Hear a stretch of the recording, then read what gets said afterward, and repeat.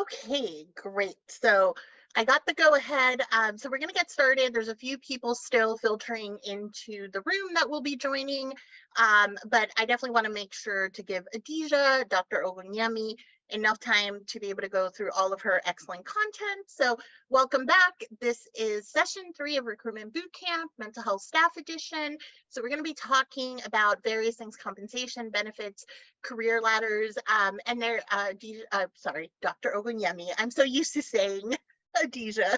So we'll also have some slides on the interviewing process. So just, I think we all know all the housekeeping stuff, but this is recorded. We will be posting it on the discussion board. Use the chat. Feel free to unmute yourself. Adija, Alex, and I can keep track of the chat for you if there's any questions to let you know. And then, of course, if you are having any technical difficulties, just contact Mariah, and at the end we'll have an evaluation pop up. So if you could please just make sure to stay on to fill that out, that would be wonderful. And then we're ACU. You've already seen all of these slides, and we're here today with the Star Center. The only thing just to point out, if you want to contact us, you can use this email, or you can contact either myself or Alex directly. The team, and then I'm going to go ahead and pass it over to Dr. Olunyemi.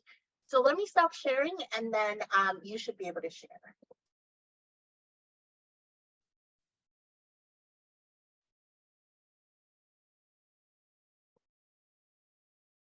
All right. Am I good there, Michelle?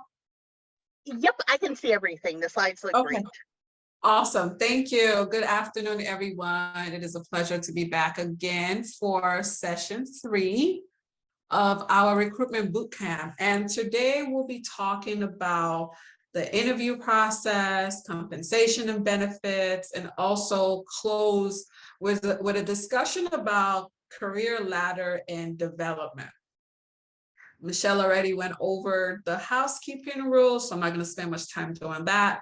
But just like we did in the session 2, I want to encourage us to, participate, when necessary. I want to hear from you. I want to hear about your experiences with, your recruitment and retention efforts, and how, we can also help each other, because some of us may already, I'm sure we're doing some really great things that others can, learn from. So I want to make sure that it remains as interactive as possible.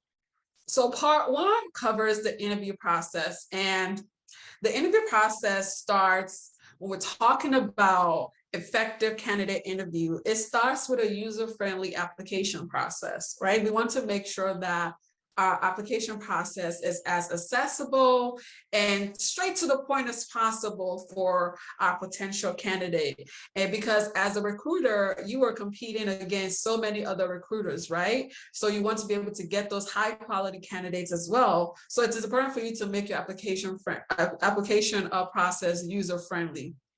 So here's some of the characteristics of a user-friendly application process. The first one is an application process that there are no barriers to entry, meaning that you ensure that your application does not require a login or password. Many of us have several login and passwords that we have to remember anyways. We don't want to have our potential candidate go through the challenge of having to create a password and things like that. I've seen things, I think Indeed has it, and I've also seen it on LinkedIn where they have the easy apply. That might be something to consider, where candidates can just send you, their cover letter and their resumes, so you can have some information about them. You can also do a quick questionnaire. I've seen some that would say, how many years of experience do you have? Are you fully licensed?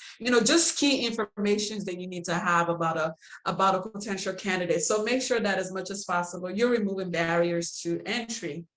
You also want to automate the majority of the process. I mean, we're in a day and age where technology, is being used in many wonderful ways to increase access anyways. So we want to make sure that we're automating the process. Resumes, they cover 90% of what we really need.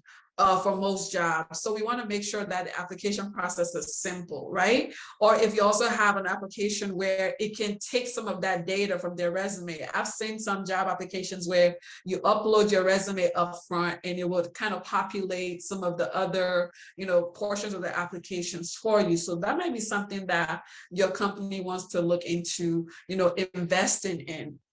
Another characteristic of a user-friendly job application is an accurate job portrayal. We want to make sure that applicants know what they should expect from a particular job, something that gives them a brief synopsis of what the job is really about. The job application shouldn't say one thing and then it's another when they start. We want to make sure that it portrays the job that they're applying for accurately. So like I said, the interview process starts with a user-friendly application process. The next is pre-screening. And pre-screening is something that I don't know that a lot of organizations do enough of, because pre-screening can really save you a lot of time, that you would invest on a candidate that might not end up being a great addition to your agency.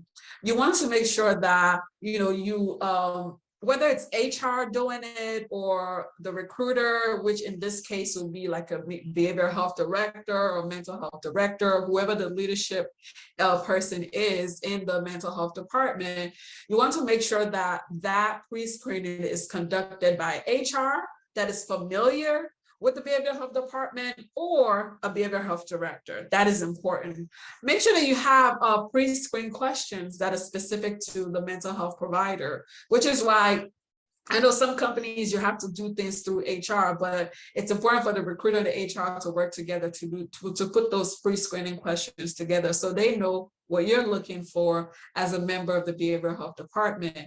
We want to make sure that we're asking questions like licensure, is in this day and age where, people can work, from literally any part of the world and any part of the United States. You want to make sure what license they have, and if it's specific to your state, you want to make sure you know about their years of practice. The community health center setting is still something that's still kind of new, especially to social workers. And what do I mean by that? I don't know a lot of social workers that work in community mental health. They either do hospital or like the regular outpatient. So we still have to know what are your years of experience and how that could add to a community health center setting. I would say that when we're looking at years of practice, we want to also look at maybe someone that has some experience working in the hospital, because I believe that if you have some background working in a hospital or medical setting, you will more than likely, you won't have a lot of adjustment issues to a community health center setting. So we want to look at candidates that have, that have experience working, in a hospital. Also want to get to know about their population of interest. And what do I mean by that? For example, I'm a therapist at a community health center, and my population of interest are adults over 18 and up. Right? There's some other clinicians that work with children. There's some that work with infants. So you want to make sure that you understand what their population of interest, so you can see whether or not it matches the need of your organization. There was a time where we're looking for a therapist, yes, but we're looking for a specific therapist that could see children, because all the other therapists, we don't see children. So we're looking for a very specific candidate. So you want to make sure that you understand, the candidates, the potential, the candidates population of interest, and see whether or not it is a good addition to your organization in this time, because they might have all of the qualifications that you need, but if the population doesn't match, then it's not a good situation. Okay, so Oh, go I'm so ahead. sorry. Can I add Go ahead. something to that? Because Go this is ahead. one of the reasons when we talk about job announcements, putting the population that you're looking for the providers to work with is very important to put it on there, because people will hone in on that. And I know my experience, for example, when I was getting my master's in social work, so we have to do field placements along with each year that we are in school, and we really do hone in on our population of interest. So we are coming out of school with a very, like mine was, for example, veterans and military. So you really want to highlight that piece, especially with social workers, because it does make a difference in how they're trained and the positions they're looking for. Another layer to that also is to get some data about, some of the common chronic health conditions that your clients deal with. Maybe, for example, it might be that in a geographical area where your community health center is located, diabetes is one of the main, chronic health diseases. It might also be a good idea to have that be in the job announcement to see, because a lot of social workers, we work with co-occurring disorders, right? Whether it's mental health and substance abuse, or physical health and substance abuse, or all three. We want to make sure that people feel comfortable also, because there might be a situation where primary care says, I've been having issues with this client, maintaining their blood glucose level. Can you do some behavior, modification strategies with them, so they can better manage their diabetes?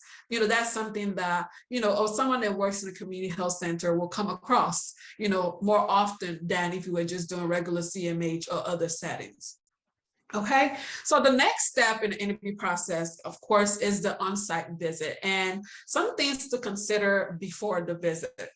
You want to think about which employees will participate in the on-site visit. How long would the visit be?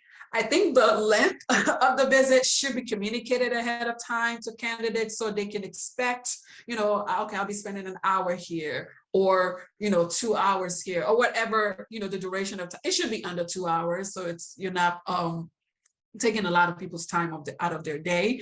But you want to make sure that you communicate, okay, this visit will be an hour long or an hour and a half long, and this is what you should expect, so they're adequately prepared. You also want to ensure that you know what type of information you as a part of the recruiting team, what type of information you want to learn about the candidate during the visit. You also want to think about your interview questions. You've done the pre-screening. What other additional questions do you have?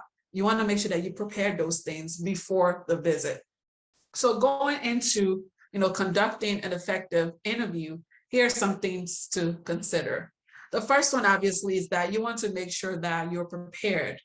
Put the applicant at ease, make eye contact with them, let them know, make them feel welcomed, mix up the seating arrangement so it doesn't look like a us versus them type of thing, because that could be very intimidating. I remember when I had an interview in the hospital once, and I think we're like 6 people in an interview, but one thing that made it kind of cool was that the sitting arrangement made it seem more like a team meeting versus, you need to come here and tell us how you can add to us, or whatever the case may be. There are ways to do it to make people feel comfortable. Maybe you want to have coffee or tea or light breakfast or something for them, just something to make people feel comfortable and, ready to take on the interview, so to speak.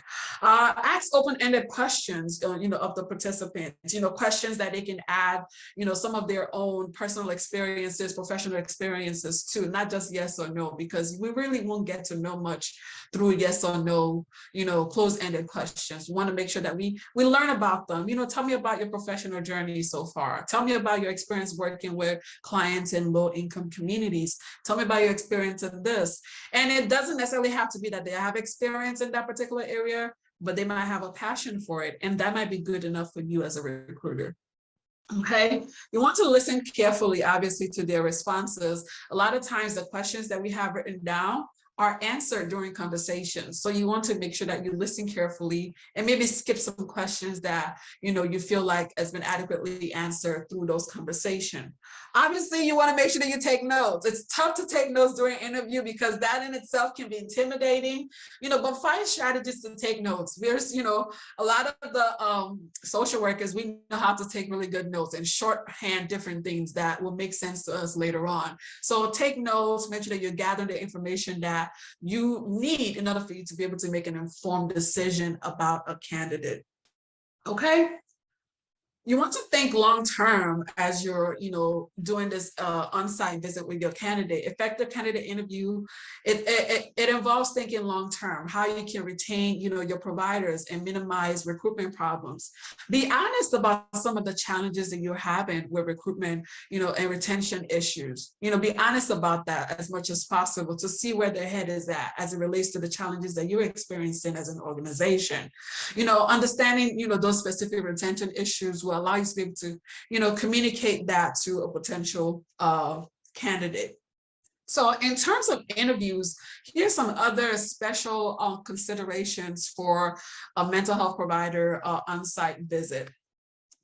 Who should they be meeting with? What do they need to see hands-on?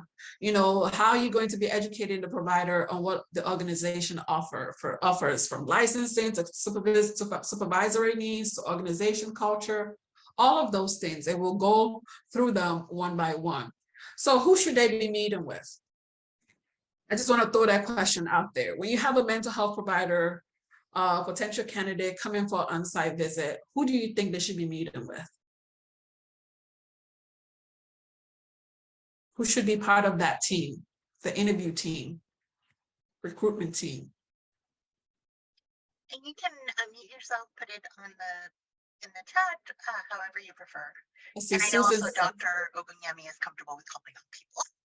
Yeah. Yes, Susan said other therapists and psychiatrists, absolutely, yes. Anyone else? Who should they be meeting with?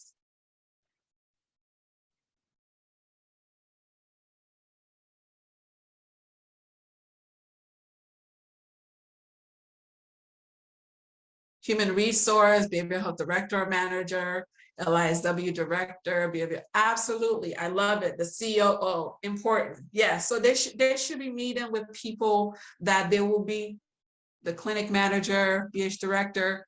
So kind of like a recurring theme that I've seen here is that someone from the behavioral health department should be a part of the team, and that is important. That should be one of the people that, you know, they meet with. Okay, here's some suggestions. Maybe you want to pick somebody from senior management. I saw somebody said COO, whether it's the chief CEO, the CMO, or the chief operations officer. You know, having somebody or their representative be a part of that recruitment team. Behavioral health director, or mental health director, one of the providers, whether it's a therapist, a PA, one of the providers should be a part of it. Human resource department, of course. And in some organizations where they have unions or employee association, you want to make sure that, you know, a representative is there if that's applicable. Another thing is enabling services. Enabling services are an important part of the work that I do, you know, in my community health center. And they're peer support specialists, they're health coaches, they're community health workers. You want to make sure that you include them in the recruitment team. And here is why. Therapists are going to be working, psychiatrists, PAs, they're going to be working a lot with members of the enabling service department, and they need to know what they do, you know, all comes together. So, you know, sometimes we'll have our peer support person sit in an interview or sit in a team meeting so that they can, you know, update us about what they do and how the work that they do supports our work as a therapist. So having a member of enabling services is important. So at our individual health centers, do we have an enabling services department that comprise, maybe not a department, but like specialists like peer support, health coaches, community health workers? Do we have those? Put yes or no in the chat.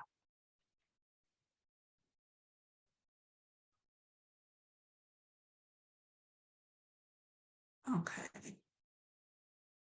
Yeah, I know HRSA has put a lot of work in the past in funding efforts to be able to, you know, create positions for CHWs and health coaches in health centers. So if you don't have one, I think you should be on the lookout. There might be a funding opportunity coming up soon for you to add, you know, someone like that to your department. And there's going to be more and more focus on that. Yeah, definitely coming from HRSA, understanding the importance of that role. Mm-hmm. Absolutely. Absolutely. All right. So some other considerations for the on-site visit is you want to break up, you know, the on-site activity, you know, have some type of schedule, you know, for that day that you can email to the candidate ahead of time so they can know what, you know, what they should expect. I would suggest keeping it between 60 to 90 minutes. Also, you know, in addition to that schedule, if they can have it ahead of time, that would be great as well. Use a combination of individual and group meetings. Maybe for the behavioral health director, it might be a one-on-one meeting, but then for the next, set of interview or set of people, it might be group meetings. So you can maximize your time that way. So they're not having to do individual meetings with each, recruiter or each member of the recruiting team.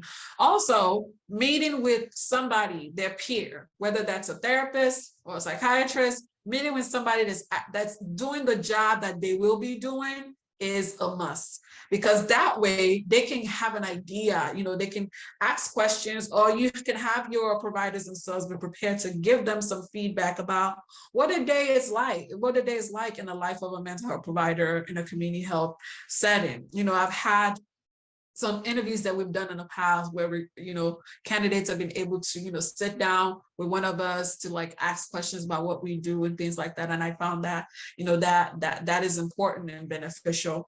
I see you nodding your head, Cynthia. Do you guys currently do that? Yeah, for our integrated behavioral health, like when I interview people for that position, I bring in one of our integrated behavioral health counselors so that they can get a better overview of it all. Yeah, that's important. Thank you for sharing that.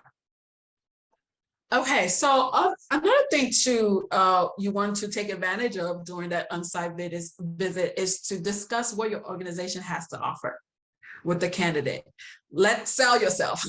Let them know what you bring to the table, whether it's licensing support, understanding also their supervisory needs, because some providers, maybe it is at the on-site visit, you get to know that, oh, maybe they need supervision here.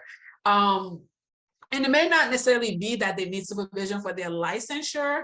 It may be they need supervision for their certification. What do I mean by that? One of our team members is an infant mental health specialist, and they need to keep up certain CEU hours, every year to be able to maintain their certification. So understanding what their needs are, especially if you're looking for someone that's working with a specific population, whether it's addiction, medicine population, or infant mental health.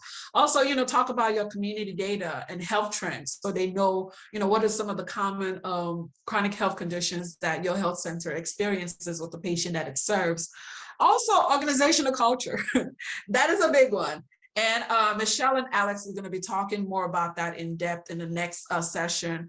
But I think that organization culture is something that should be discussed as well, so people know what to expect, whether it's a type of, there about 4 different types of organization culture. You have the collaborative client culture, and that's more like a family, they operate like a family. Or you have the hierarchy culture, that they follow the chain of command and stick to it. Or you have like the market culture, whatever your organization culture is, make sure that you're communicating that to a potential candidate in the best light possible, so they know what to expect, because they might be coming from a perfect example of that was this. I had someone that I know, she was sharing with me recently how she moved from one job to the next. And in the job that she left, they were so heavy on productivity that every week as you have to produce your numbers. And when she moved to the next role, their culture is not that at all. Their culture is more pro therapist mental health and wellness, because they believe that if the therapists are happy, the productivity would take care of itself. So she was talking about how she has to share. I was like, oh, you took your trauma to the next job. Like she was talking about how she had to shift her mindset from, oh, I have to make my numbers, to, oh, I can actually relax and do my job, and everything will be fine. So talking about your organizational culture so people can understand, what to expect. Okay, now we'll move on to compensation and benefits. And this is a big one, because I think, it impacts some of the challenges that we have with finding, high quality providers for the population that we serve. But I touched on it at our last session that, packaging is important when it comes to compensation. And when we think about compensation, it's something that's equitable and effective, and defines a sustainable approach to total compensation that's competitive and attractive to potential and current staff, and maintains fairness. Going into compensation, benefits that are specific to mental health providers that we either need to advocate to add to our compensation package, or if we already have it, we need to highlight it more, right? Because some people might be willing to take on a job where they feel like they have more of a work-life integration than not, right? If I'm going, if I'm going to be working in a community health center and I can start at like 11 a.m. and close at 7 p.m. versus working in a hospital where it's 7 to 3:30, like, you know, people might be able to, you never know what attracts different candidate, right? For me, in my current season of my professional journey, I've been doing this for about 15 years. Work-life integration is important for me. You know, before it may not have been, right? Because, you know, just the mindset shifts too in the last 2 years in the way we work as well. You know, and if we're talking pre-COVID, it may have not been the case for me, but now it's very important. And you never know what I might be willing to, like, you know, deal with just so I can keep that work-life integration that I have. So we want to make sure that we're highlighting the things that we do bring to the table. And a lot of community health centers, you know, they have behavioral health directors that can provide clinical supervision. So even though you might not have people on your team that need clinical supervision, but I think clinical supervision should be an ongoing thing. But people that don't need it as a condition of their licensure, it should be something that you highlight in your job posting, that you offer clinical supervision. It's available if you need it.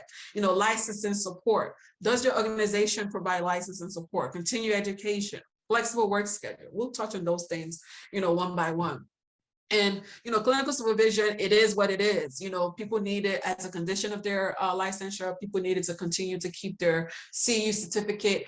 And I generally think people should keep it because sometimes we run into complex patient cases that we need to kind of rub minds together to be able to come up with a safe solution regarding that particular patient. So clinical supervision should be something that, you know, we're offering.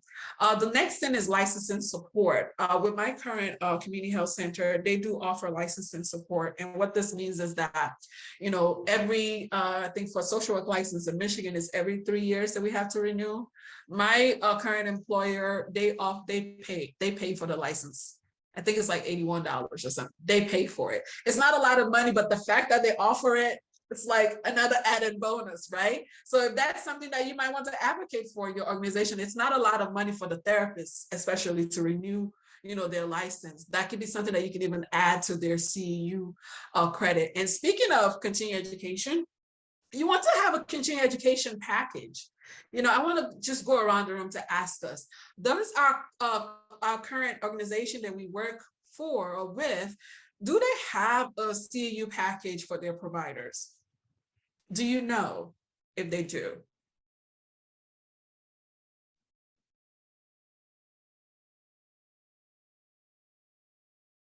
You can type in the chat box or unmute yourself to speak.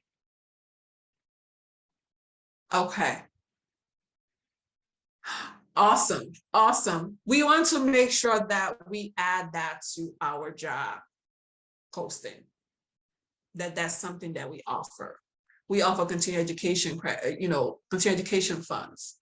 You might not want to put the funds because it might change. You know, some providers, some organizations, they give between $1,500 to $2,000, and also they give paid time off that doesn't have anything to do with vacation time. You want to add that to your job posting. If you know, obviously want to go through HR and see if that's something that you can do, but maybe just saying that continuing education, there's funds allotted to continuing education every year.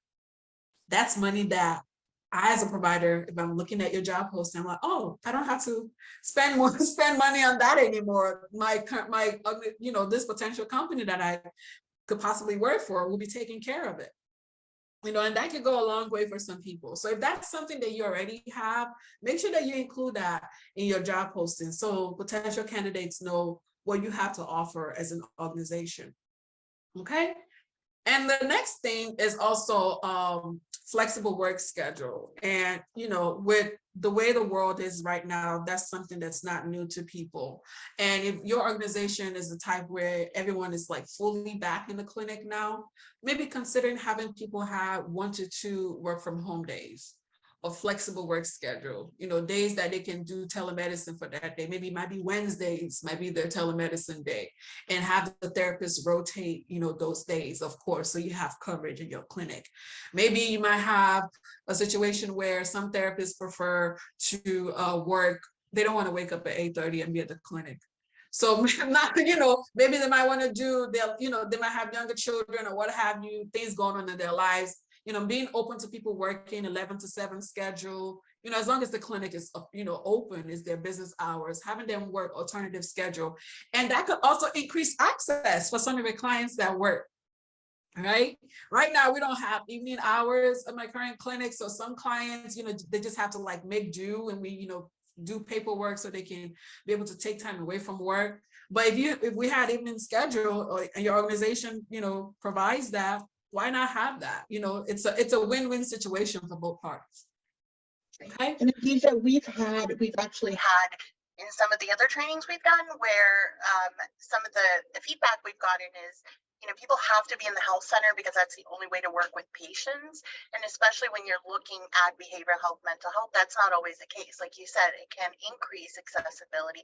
While there are obviously some patients that you do have to see in person, there are others that benefit a lot more from being in a virtual setting, especially when you look at complexity around mental health and accessibility and all of those things. So that I would challenge that sometimes, because it's just thinking not just for the provider to have the flexibility, but also the accessibility that you're giving the patients by having the provider also work through telehealth. Exactly. And I think that the thinking about people always needing face-to-face, obviously we've proven that that's not true during COVID. And some people, I do believe that some clients need to have that, one-on-one interaction with you in office. However, there are other clients that are more on the stable side of their mental health. They're more, they're further off in their mental health recovery journey, that they could have mixed type of sessions, in person, telemedicine, and what have you. And it's important to survey the therapist that is working with the clients, because we know best. So it's important to talk to the therapists that are working with the clients about that, so you can get a good idea as to what their clients need. Okay. Now we're moving into career ladder and development. And this is another interesting one, because when you think about like the organization structure of community health center settings, where are you really going to go? Like, where you have the CEO, the CMO, the COO, you have the director, where are you going to go?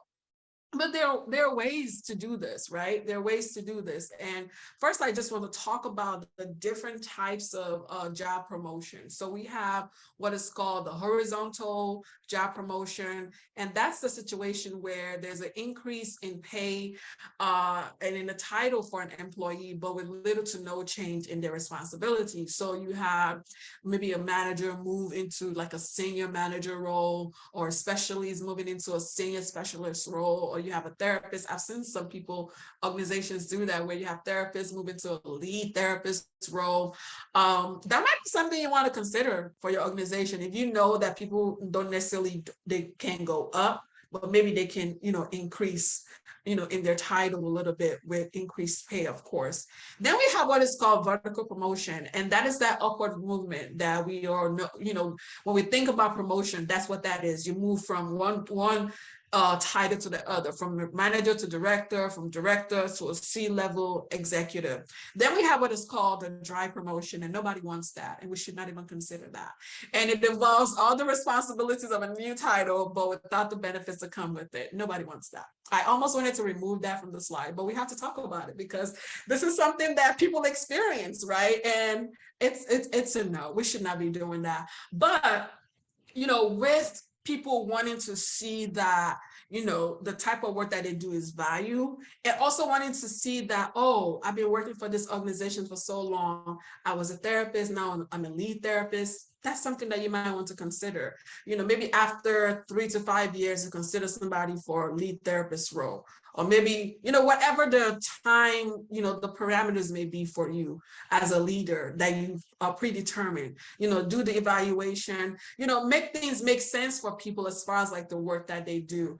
I know with my organization, one thing that they did was they made each of us, at some point, we became the specialist for a particular population. So we have like the infant mental health specialist. Then we have like the psychologist. Then we have like the substance use disorder therapist. So we became like the, making people the subject matter expert for a particular population. So you were like the go-to person. So that's that type of, and it came with some type of compensation.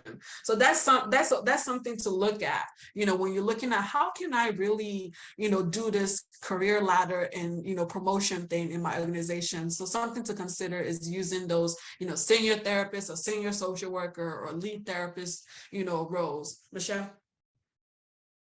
Oh yeah, no, I was just agreeing with Okay. with you on that. But yeah, I could mention something because I like that you put job promotion in here, because that also sometimes happens without any official conversation. All of a sudden, the person starts getting more and more and more responsibilities. And I think all of you have seen a big movement of people saying, this is my job description. These are the hours I was hired to work, and I'm not going to do anything about that. And really, it's just people saying, like, what are my responsibilities? I really want to be clear in that, and making sure that everything else, is really fair across the board. So I know that that can be a very difficult thing, but especially as we go through COVID, I think a lot of people had a lot of responsibilities added on to them that maybe were never really discussed. But also, when you do these promotions, or when you're already thinking about the promotions, bring it into the interview process from the get-go. Talk to people about what your health center offers. So yeah, Adija, I was just taking my head yes, and then I was Yeah. like, oh, let me mention this other part. Yeah. Thank you. Okay, so now going back to the group. So when we think about the career ladder and promotion, what does that look like for mental health providers in your organization? Are there currently any growth opportunities? And I will start with Christine.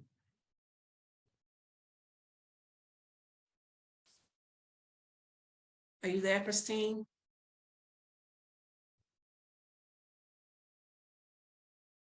Okay, Cynthia, you're next.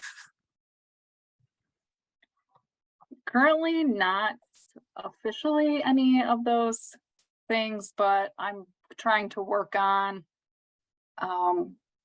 creating that, like having more of like a clinical director that can do the supervision, so I don't have to, so I can be freed up for other things. And then also like having like a integrated behavioral health manager, so she can take on like those as we continue to grow. And that's my thought process of maybe trying to promote. Yes. And we obviously also want to have some HR backing with that. So that's something that you can, share with potential candidate, like Michelle was saying. Thank you for sharing that. Ingrid, are you there? And if anybody's having trouble unmuting, let us know in the chat, and we can help you out. Oh, okay, I see Adija, Ingrid said yes in the chat. Okay. So you said, are there currently any growth opportunities for mental health providers in your organization? Let's go to Jan Gregory.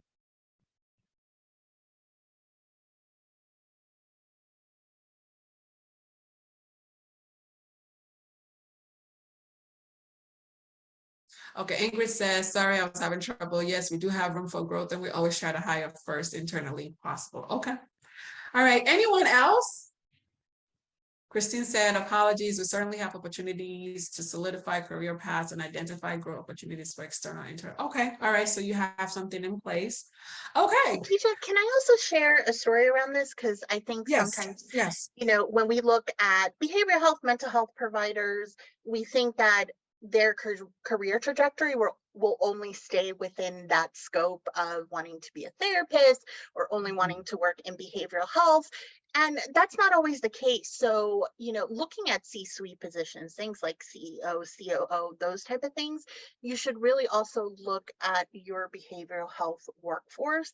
And I know that I've had a few friends recently, they're social workers who have chosen to leave their organizations because they have been a therapist for many, many years. They were looking what was the next step, and just nobody in the organization ever thought, like, let's look at the skills that our behavioral health providers have in order to move up into these positions. So, that's another thing too, is making sure that you're thinking broadly, even outside the behavioral health department.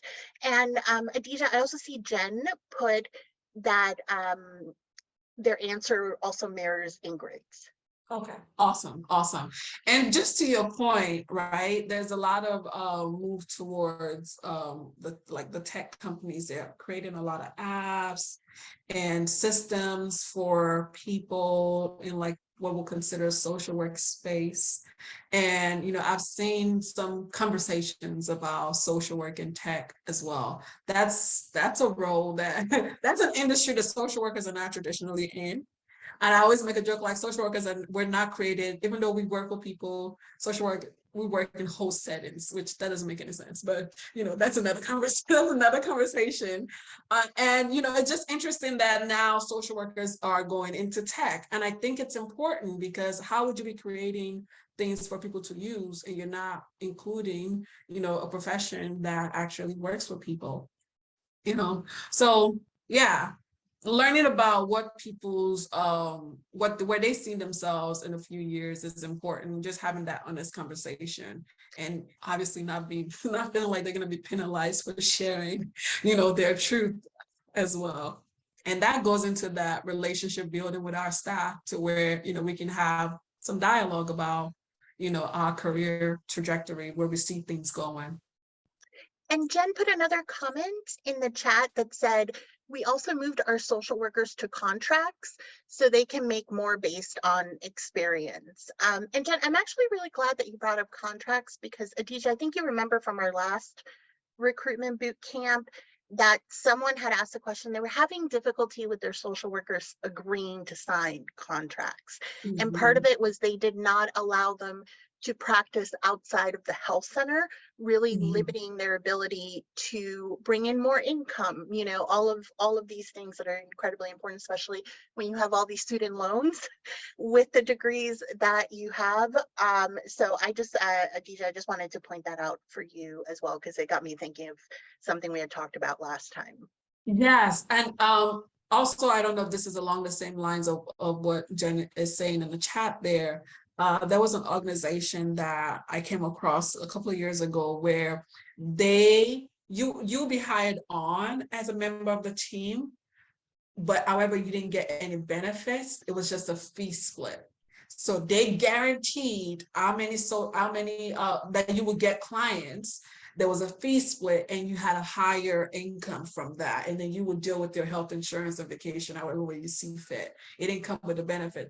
Maybe that's something that health centers, I think, might want to consider, if you can develop a program like that where there's some sort of like fee split, because the patients are there, the population is there to work with, maybe that's something to think about. Okay, so just my last discussion question for today is just similar to the one as the last time. What are some of the elements? What position can we? Therapists. You can hire therapists as contracts, and actually psychiatrists as well, because that's what we do right now. Yeah. What elements of today's session are missing from your current recruitment efforts? And I would like to hear from you what you're taking away from today's session that you're going to add to your recruitment and retention efforts. So you can type it in a chat or unmute yourself to speak. But I think it's important to know what your takeaways are.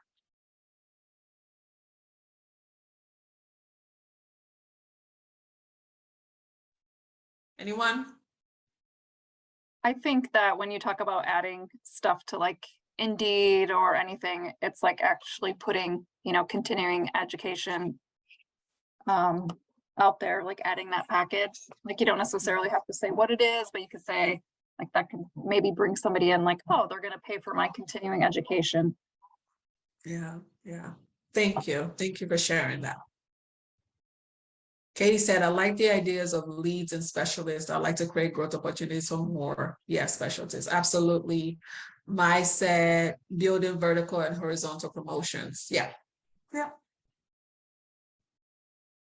And we have been seeing more and more that people really, really want to see in those job announcements that they have the ability to build a career. So if this is something like if you already have built-in career paths and programs in your health center, put that in the job announcement. It doesn't have to be anything really, long or anything like that, but letting people know that this is something you prioritize there. We have spoken, there's a health center in rural Washington who has built a very in-depth career ladder path. They promoted, and they actually have so many people that are applying for MAs, DAs, behavioral health that they've had to turn away people, which I know that's a very rare thing to happen. So, it's all about putting your best foot forward. Mm-hmm. Oh, and there's a few more in the chat. Okay, let me go to the chat. For me, definitely, Ingrid said, for me, definitely making sure our application process is easy and transparent, as well as making sure we add better benefits like continued education in our package. Absolutely. Removing barriers to application is a great idea. Increase CME days and funding would really help. Okay. And Tracy said, we're still expanding our behavioral health department. However, I think offering hybrid schedules is the future. Yes. And I think it's here and will be beneficial, as well as more opportunities for growth. Absolutely. We could add a description of our CEU reimbursement in our jobs. Okay. All right. Very good. I'm so sorry. No problem. I just didn't want to forget one of the things, and this is one of our final slides. So one of the things that we offer as part of this recruitment boot camp is we're more than happy to review. So myself and Alex, your job announcements, to put in some of these ideas so we can send you edits and some things that may make sense to add from that behavioral health perspective. So I really go in and I look at, for example, language with that Dr. Ogunyemi talked about before, those type of things. So if you're interested in that, just feel free to email us. I'll put, again, both of our, myself and Alex's email in the chat, but you also have it in the slides. All right, that is it for me. Thank you so much, everyone, for your participation today. I really enjoyed our conversation, and I wish you all success in your retention and recruitment efforts. Thank you. And because I know we have about 10 minutes, so before everybody signs off, I just want to finish up sharing just a few slides of what's to come next. But I also, we wanted to leave these 10 minutes. So if anybody had questions, especially having Dr. Ogunyemi here, who is, a practicing therapist in a health center, may be a great way to get that insight. So let me just share really quickly the last few slides, because I just want to, of course, it's not on the, oh no. Okay, everyone ignore as I do this. That was not my intent. So sorry going through all the slides. Slight technical difficulties. Man, I'm so sorry. Here we go.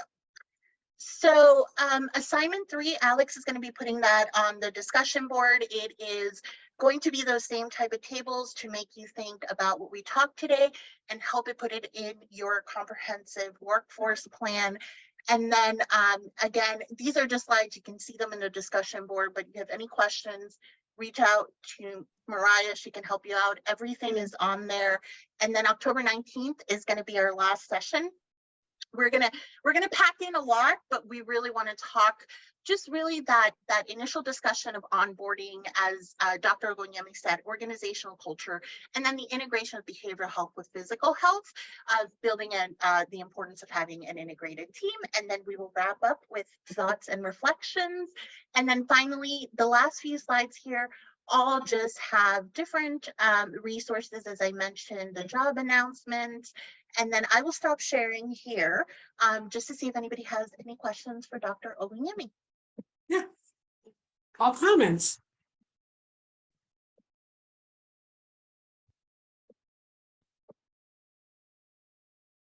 And Adisha, I did get a question in the chat Oh. that came over to me, but I think you Oh, okay. will also be really great in answering this. So it was, can you share some good examples?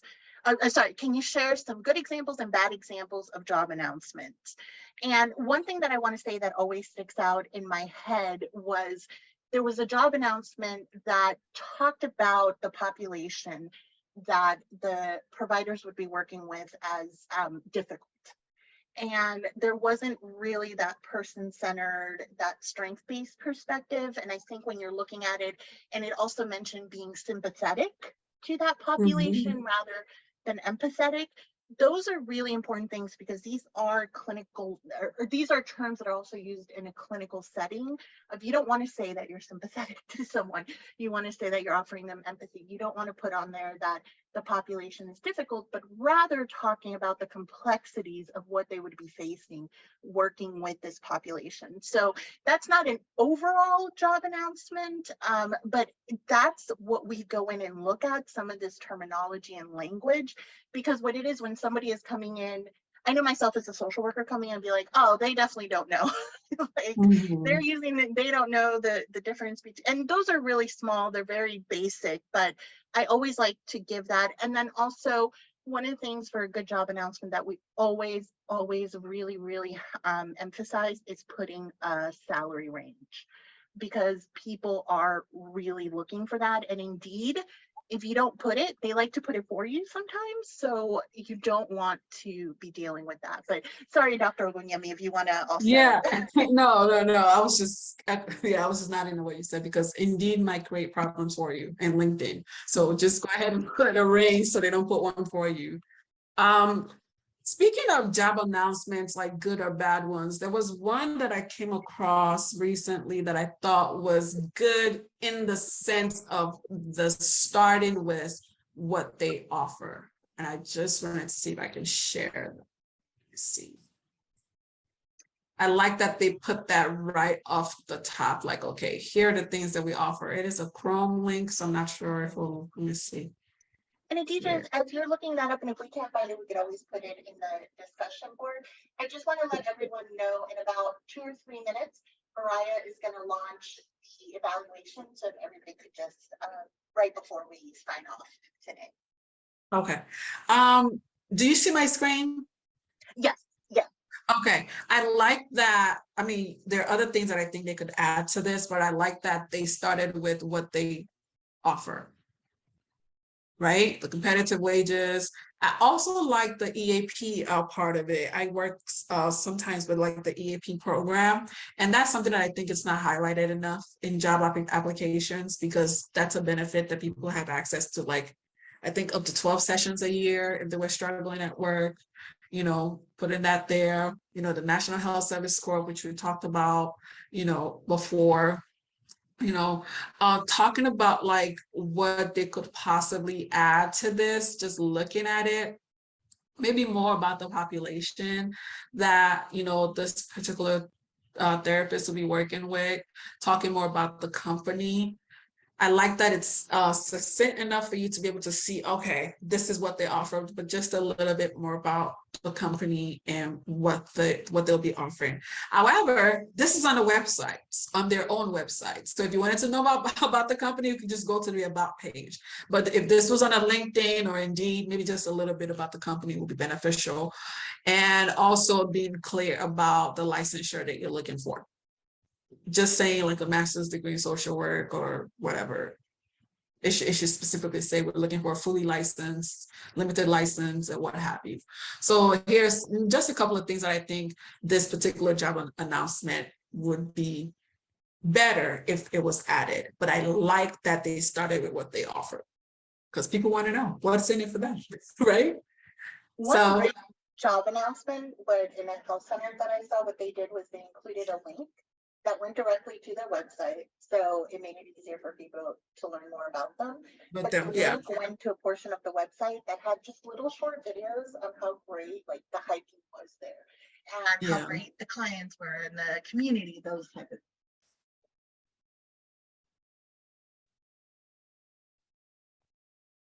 See if there's anything else in the chat. No. All righty. Thank you all. And Mariah will be launching. Oh, perfect. There we go. She was on top of it. And of course, if you have any other questions, please reach out to us. You know, we're here to help and provide you with any information we may have. And I do know I owe some of you responses to previous questions you've had. I promise I will get you all of that. It has been an incredibly busy time right now. So I'm just playing a little bit of catch up with everything. And of course, thank you so much, Dr. Olunyemi. Thank you all. You're one of my favorite people, so I'm so glad when you're here. Thank you. And thank you all for your participation. It makes the training worthwhile when we engage. So that was great. And we'll give you 4 minutes back to your day. I know it's not a lot, but it's still 4 minutes. Bye, everybody.